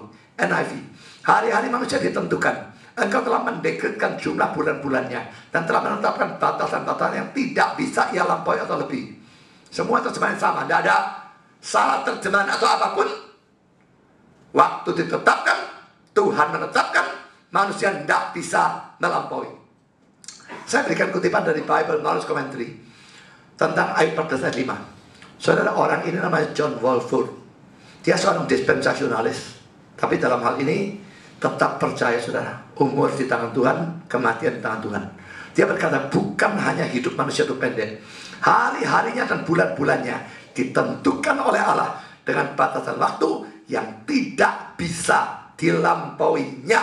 Nyatu manusia, mau diapakan pun, saudara. Saudara punya duit, bisa berobat ke Singapura, bisa berobat ke Amerika, bisa beli obat yang harganya miliaran, seolah-olah bisa memperpanjang umur. Ya, memperpanjang selama bandrolnya belum sampai. Kalau bandrolnya sudah sampai, triliun atau dokter atau apapun, bahkan dukun, tidak akan memperpanjang umur saudara. Saya jamin itu. Seakan-akan bisa diperpanjang selama memang bandrolnya Tuhan itu belum sampai. Pada waktu betul-betul pas sampai, tidak ada apapun, setan atau siapapun bisa memperpanjang. Saudara, Matthew Henry berkata demikian tentang ayat ini ya, tentang periode atau masa yang tetap dari hidup manusia, ayat 5. Di sini kita bisa pasti tentang 3 hal. 1, bahwa hidup kita akan berakhir. Hari-hari kita di bumi bukanlah tak terhitung, bukanlah tanpa akhir. Tidak, hari-hari itu dihitung dan akan segera habis. Daniel 5:26. 2, bahwa itu ditentukan dalam rencana dan dekret dari Allah. Berapa lama kita akan hidup dan kapan kita akan mati. Jumlah dari bulan-bulan kita ada bersama Allah, diatur oleh kuasanya yang tidak bisa dikontrol. tidak bisa dikontrol oleh kita atau oleh siapapun. Dia yang ngatur, ya. Dan ada di bawah pandangan dari kemahatauannya yang tidak bisa ditipu. Adalah pasti bahwa providensia Allah mempunyai pengaturan dari masa hidup kita. Waktu kita ada dalam tangannya. Kuasa-kuasa dari alam tergantung kepada dia dan bertindak di bawah dia. Jadi kalau ada orang mati karena gempa bumi atau kena tornado atau bencana alam apapun, itu semua bertindak di bawah kuasa Allah, ya. Dalam dia kita hidup dan bergerak. Ayatnya saya tambahkan, ya, Kisah 17 ayat 28. Penyakit-penyakit adalah pelayan-pelayannya. Ia mematikan dan menghidupkan. Ulangan 32 ayat 39, 1 Samuel 2 ayat 6. Tak ada apapun terjadi secara kebetulan. Tidak. Bahkan tidak eksekusi yang dilakukan oleh suatu busur yang ditarik secara sembarangan. 1 Raja-Raja 22 ayat 34. Karena itu adalah pasti bahwa pengetahuan Allah telah menentukannya sebelumnya. Karena diketahui oleh Allah semua pekerjaannya. Apapun yang ia lakukan, ia tentukan lebih dulu. Tetapi sambil memberi sebagian perhatian pada jalan alam yang ditentukan. Dalam kurung tujuan atau akhir dan cara atau jalannya ditentukan bersama-sama. Ya, jadi tujuannya tentukan, ya, kapan mati. Lalu jalan ke arah sana juga ditentukan lagi. Tidak bisa tidak. Dan pada peraturan-peraturan yang ditetapkan dari pemerintahan moral, penghukuman kejahatan dan pemberian pahala bagi kebaikan dalam hidup ini. Kita tidak diperintah oleh takdir buta dari golongan Toa maupun oleh keberuntungan buta dari golongan Epikuros. 3. Bahwa batasan-batasan yang telah Allah tetapkan atau tentukan tidak bisa kita lampaui. Karena rencananya tidak bisa berubah. Penglihatannya tidak bisa salah. Karena saya berikan ayat-ayat yang dia berikan, ya. Dia sebetulnya cuma berikan kutipannya, saya yang memberikan ayatnya bareng saya cari itu, ya. Ulangan 32 ayat 39. Lihatlah sekarang bahwa akulah dia. Tidak ada Allah kecuali aku. Sekarang perhatikan ini. Stephen Tong bilang, tidak ada ayat yang bilang orang mati itu dalam rencana Tuhan. Tapi ayat ini berkata apa? Akulah yang mematikan dan yang menghidupkan. Aku telah meremukkan, tapi akulah yang menyembuhkan. Orang sakit atau orang sehat lagi, Tuhan yang atur. Orang mati atau orang dibangkitkan dari kematian atau dilahirkan dalam suatu kehidupan, tetap itu Allah yang atur. Kalau bukan Allah siapa? Setan atur? Tidak bisa. 1 Samuel 2 ayat 6. Tuhan Yahweh mematikan dan menghidupkan. Ia menurunkan ke dalam dunia orang mati dan mengangkat dari sana. Dunia orang mati sering di dalam hal ini, ya, jangan diartikan neraka atau ini kuburan atau keadaan kematian. Jadi dia menurunkan ke kuburan, berarti dia mematikan orang, ya. Mengangkat dari sana, membangkitkan orang. Lalu Kisah Rasul 17 ayat 28a. Sebab di dalam dia kita hidup, kita bergerak, kita ada. Saudara, ayat ini sangat menyolok menunjukkan, ya, keberadaan kita. Kita hidup, kita bergerak atau tidak bergerak, semua di dalam dia, tergantung dia. Sampai Calvin mengatakan, kita tidak bisa menggerakkan satu jari pun kalau tidak dengan izin Tuhan, kalau tidak sesuai kehendak Tuhan. Jangan pikir saudara bisa bergerak. Saudara bisa bergerak. Loh, aku bisa kok. Ya Tuhan izinkan.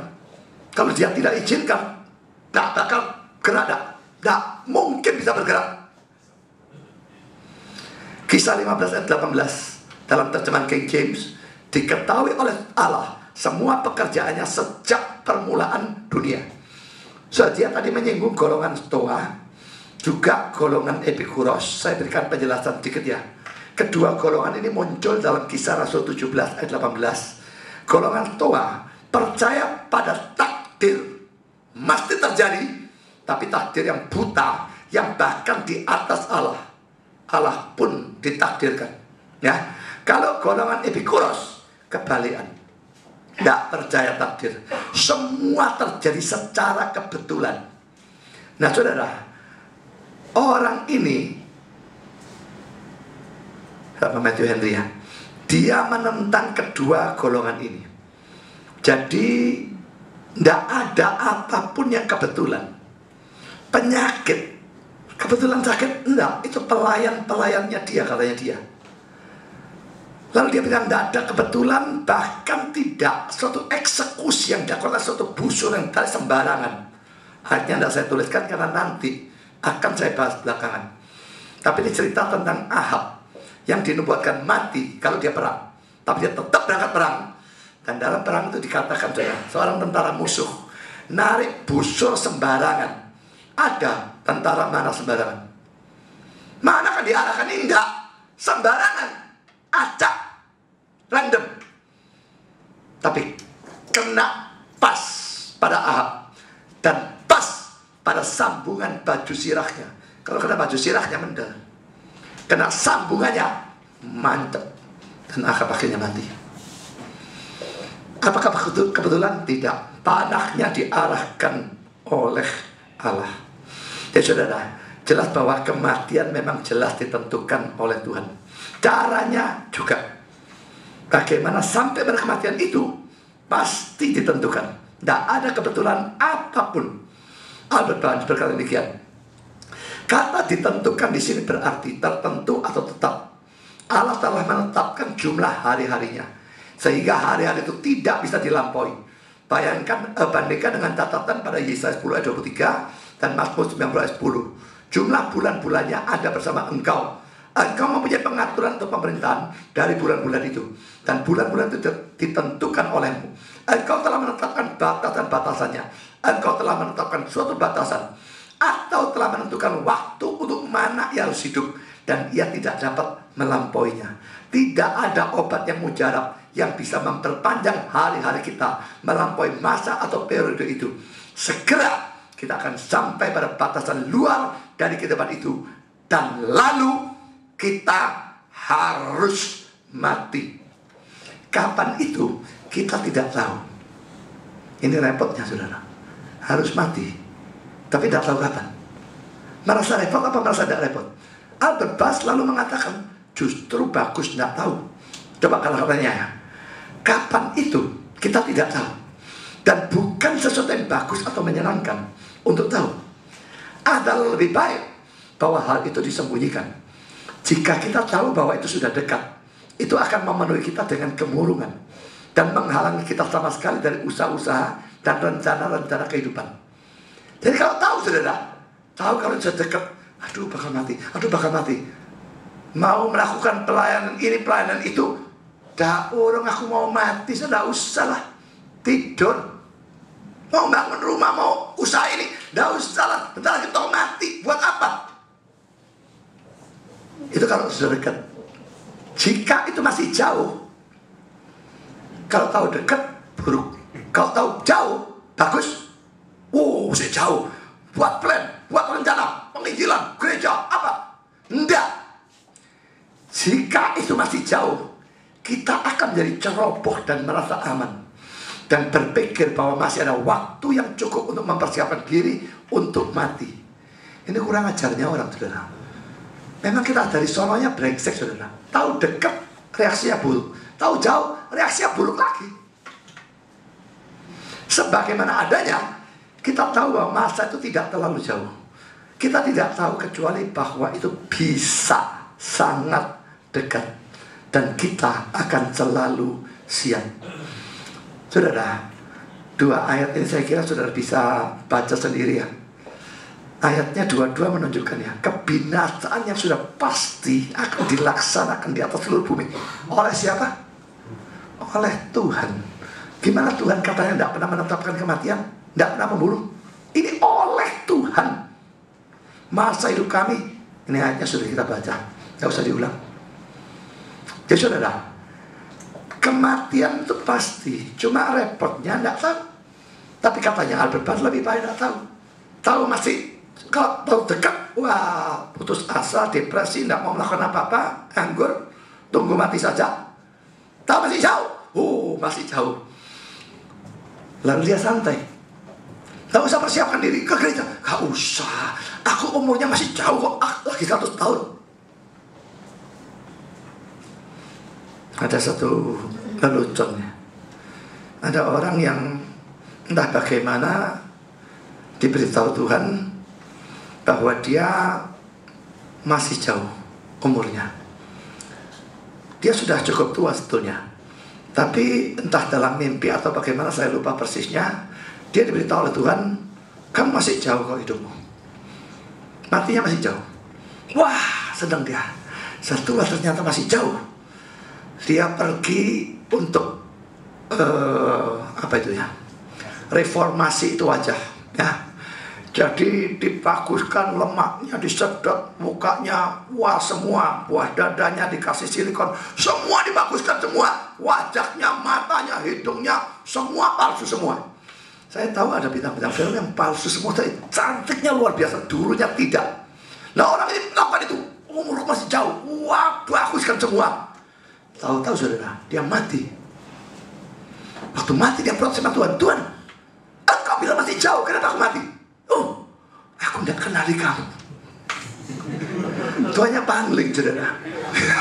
Pikirnya orang lain, jadi ini matinya cepat.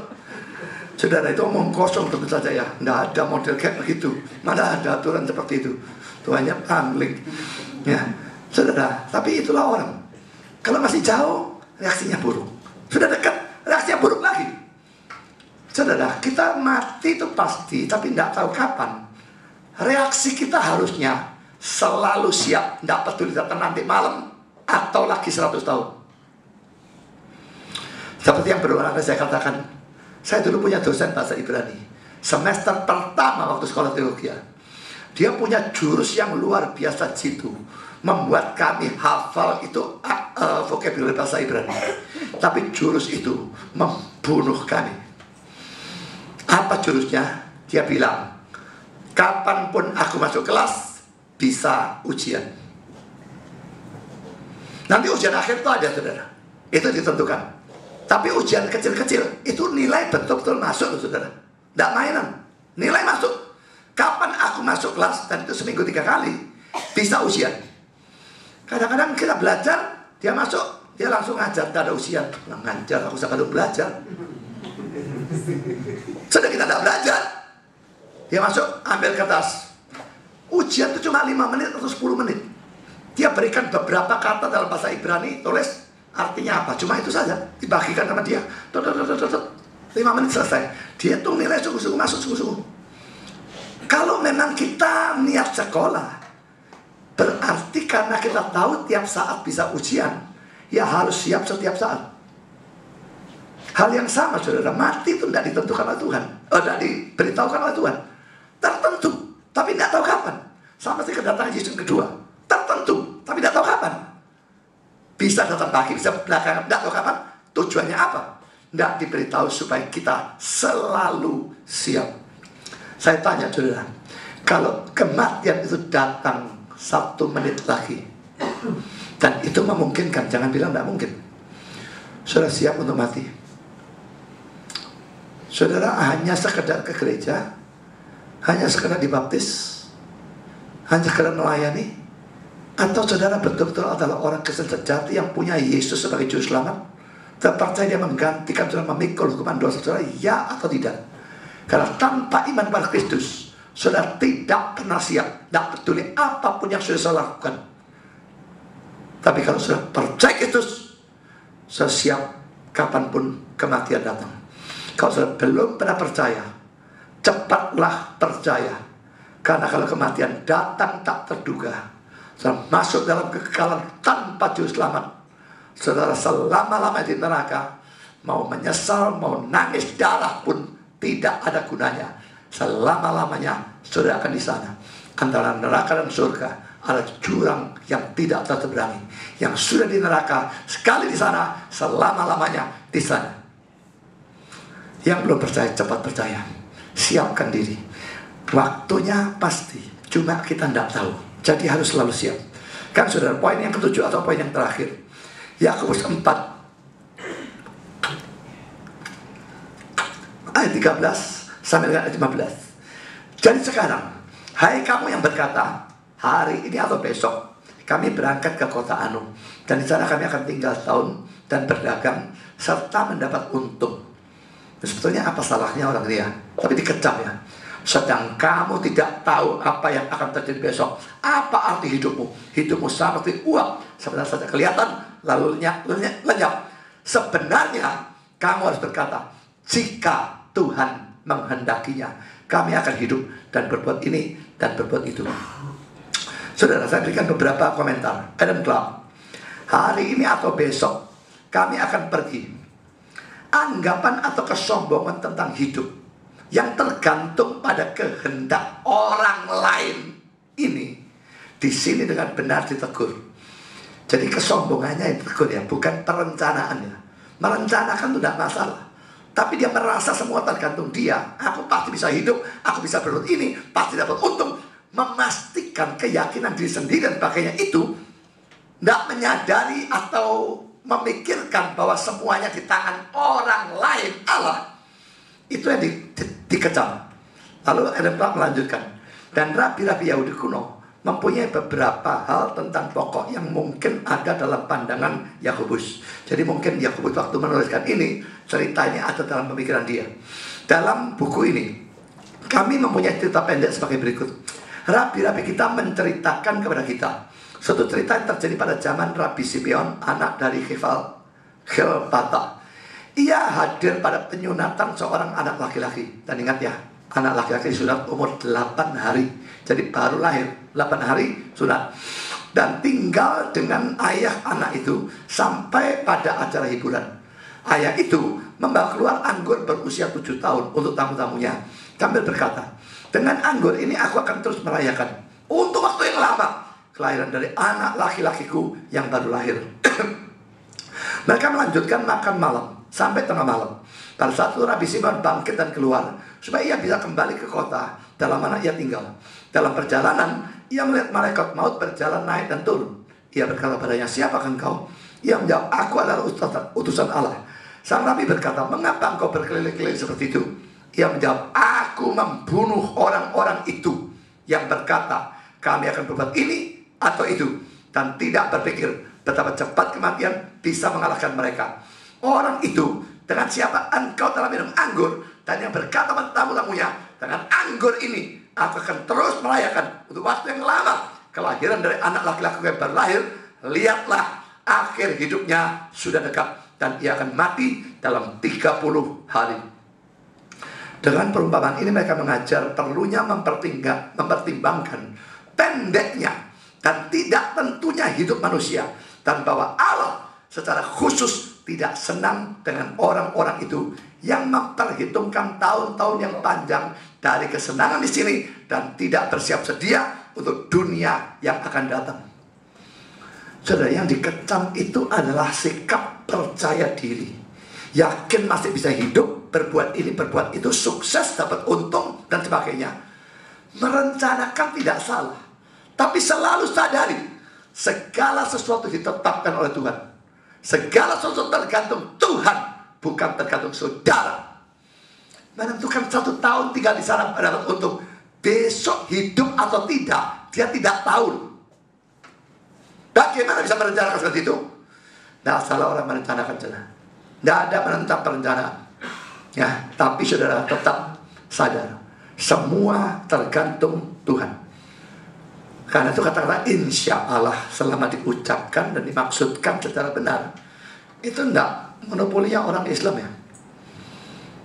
Boleh saja kita mengatakan, kalau saya undang saudara, minggu depan ya, bagi rumahku ya. Oh iya ya Pak. Loh, kok tahu nih minggu depan saya bisa hidup? Barangkali minggu depan pansui, atau kakinya patah, atau mati. Mestinya ya, kalau Tuhan menghendaki. Ya itu tidak usah diucapkan sebetulnya, tapi dalam pemikiran saudara itu harus ada. Aku hanya bisa melakukan itu kalau Tuhan menghendaki. Kalau saya sesudah 24 Agustus nanti takluman itu Stephen Liao, 24 Agustus, 24 Mei saya belum tentu masih hidup. 24 jam lagi saya bisa mati. Debatnya belum tentu. Dan saya heran orang Armenia ini saudara, pada waktu menentukan jadwal dan sebagainya, dia menggunakan kata-kata seperti jika Tuhan menghendaki. Saya kan minta jaminan dari dia ya, bahwa tanggal itu pasti debat. Jika Tuhan menghendaki. Armenian kok bisa ngomong begitu? Lucu juga saya pikir. Nah, saudara, sekarang komentar dari Calvin tentang Yakobus 4 ayat 13. Di sini ia mengecam suatu jenis lain dari kesombongan, di mana banyak orang yang seharusnya menggantungkan diri pada providensi Allah dengan yakin menentukan apa yang akan mereka lakukan dan mengatur rencana-rencana mereka untuk waktu yang lama, seakan-akan mereka mempunyai banyak tahun yang tersedia bagi mereka, padahal mereka tidak pasti, tidak, bahkan untuk sesaat pun. Salomo juga dengan tajam mentertawakan atau mengejek jenis dari pembanggaan tolol ini. Pada waktu dia berkata bahwa manusia menentukan jalan-jalan mereka dalam hati mereka, dan bahwa pada waktu yang sama Tuhanlah memerintah atau menguasai lidah. Amsal 16 ayat 1. Dan merupakan hal yang sangat gila untuk berusaha melakukan apa yang tidak bisa kita ucapkan dengan lidah kita. Yakobus tidak mencela bentuk dari pembicaraan ini, tapi lebih mencela kesombongan dari pikiran bahwa manusia melupakan kelemahan mereka dan berbicara dengan begitu sombong. Yakobus membangunkan kebodohan dari mereka yang tidak mempedulikan providensi Allah dan mengklaim bagi diri mereka sendiri seluruh tahun, sekalipun mereka tidak mempunyai satu saat pun dalam kuasa mereka sendiri. Keuntungan yang masih jauh mereka janjikan pada diri mereka sendiri, sekalipun mereka tidak memiliki apa yang ada di depan kaki mereka. Saudara, manusia menimbang-nimbang dalam hati. Ya, kalau NASB, rencana dari hati. Tapi jawaban lidah dari Tuhan. Lah kok rencanakan panjang-panjang, jawab saja, bicara lidah goyang saja, itu Tuhan tentukan kok. Kok mau rencanakan panjang-panjang, itu kegilaan, itu ketololan, kata Calvin. Lalu saudara, Calvin tentang ayat 15-nya, Yakobus 4 ayat 15. Jika Tuhan menghendaki, suatu syarat rangkap dua diberikan. Jika kita akan hidup selama itu, dan jika Tuhan menghendaki. Karena banyak hal bisa menghalangi untuk mengacaukan apa yang telah kita tentukan. Karena kita buta berkenaan dengan semua peristiwa-peristiwa yang akan datang. Dengan kehendak, ini pentingnya, dengan kehendak, ia tidak memaksudkan apa yang dinyatakan dalam hukum Taurat. Perintah atau larangan itu bisa disebut kehendak. Nah, Allah tidak menghendaki saudara berdusta, Allah tidak menghendaki saudara saling bunuh dan sebagainya. Tapi bukan itu yang dimaksudkan. Tetapi rencana Allah dengan mana ia memerintah segala sesuatu. Jadi jika Allah menghendaki, bukan memaksudkan itu dosa atau tidak dosa, bukan urusan firman, tapi urusan rencana Tuhan. Kalau itu kehendak Allah di sana, pasti akan terjadi. Kalau tidak bakal terjadi. John Owen, editor dan translator dari Calvin Commentary bagian ini, dia berkata, kata-kata itu bisa diterjemahkan demikian: jika Tuhan menghendaki, kita akan hidup dan melakukan ini atau itu. Jadi atau sehingga hidup dan berbuat, keduanya tergantung kehendak Allah. Saudara, jangan yakin apapun tentang rencana saudara dengan suatu kesombongan. Sadari semua tergantung Tuhan. Matthew Henry, kita harus ingat bahwa waktu kita tidak berada dalam tangan kita sendiri, tapi ada dalam kontrol Allah. Kita hidup selama Allah menetapkan, dan dalam keadaan-keadaan yang Allah tetapkan. Jadi tetapkan melarat terus, tetapkan sakit terus, tetapkan sehat terus, ya terus. Dan karena itu harus tunduk pada Dia, bahkan berkenaan dengan hidup itu sendiri. Albert Barnes, jika Tuhan menghendaki, ini tepat atau benar, karena kita sepenuhnya tergantung kepadanya untuk kehidupan, dan sama tergantungnya kepadanya untuk kesuksesan. Hidup atau enggak, sakit atau sehat, kaya atau miskin, bisnisnya atau pekerjaannya sukses atau gagal, pacarannya atau membangun rumah tangganya berhasil atau tidak, membangun gereja ini berhasil atau tidak, sukses tanpa besar atau tidak, semua tanpa kecuali tergantung kepadanya. Sukses atau gagal, kita memang harus merencanakan, saudara. Ya, berusaha mati-matian, tapi selalu sadari, tidak tergantung kita, tergantung Tuhan tetapkan bagaimana. Kutipan terakhir dari Jamieson, Fawcett, dan Brown. Kita akan hidup dan berbuat atau melakukan dan seterusnya. Sang pembangga berbicara seakan-akan hidup dan tindakan khusus itu ada dalam kuasa mereka, padahal keduanya tergantung sepenuhnya pada kehendak Tuhan. Saudara, saya sudah katakan tadi, ini baru 7 poin. Masih ada poin-poin lain yang menunjukkan kematian itu ditetapkan oleh Tuhan. Tidak bisa lebih pendek, tidak bisa lebih panjang. Saya kira sampai poin ke-7 sudah cukup jelas sebetulnya, tapi saya kepingin lebih jelas, nanti saya tambahin lagi dalam yang minggu depan. Tapi sampai di poin ini saudara cukup sudah tahu ya. Sama sekali salah kalau Pak Tong mengatakan kematian orang tidak dalam kehendak Tuhan, Tuhan tidak pernah rencanakan, Tuhan ngapain bunuh orang dan sebagainya. Jelas ditetapkan. Nah sekarang saya terapkan pada diri saudara, kematian saudara dalam tangan Tuhan. Waktunya ditentukan. Kapan ditentukan? Mau mundurkan, mau majukan, semuanya omong kosong. Tidak bisa. Saya pikirkan saudara, itu bisa terjadi kapan saja. Pendeta saya itu pernah berkata, sekarang enggak musim jam seperti itu saudara. Dulu jam itu mesti diputer, krek krek krek krek krek. Ya, yang seumur dengan saya tahu jam begituannya. Kalau saudara putarnya banyak, dia bisa jalan 2 hari baru berhenti. Kalau cuma putar cuma sebentar, ya dia jalan beberapa jam dia berhenti. Nah katanya pendeta saya, kita ini seperti jam. Cuma yang mutar itu Tuhan, dan kita tidak tahu diputar berapa kali. Siapa tahu nanti malam putarannya sudah habis. Yang belum percaya Kristus cepat percaya.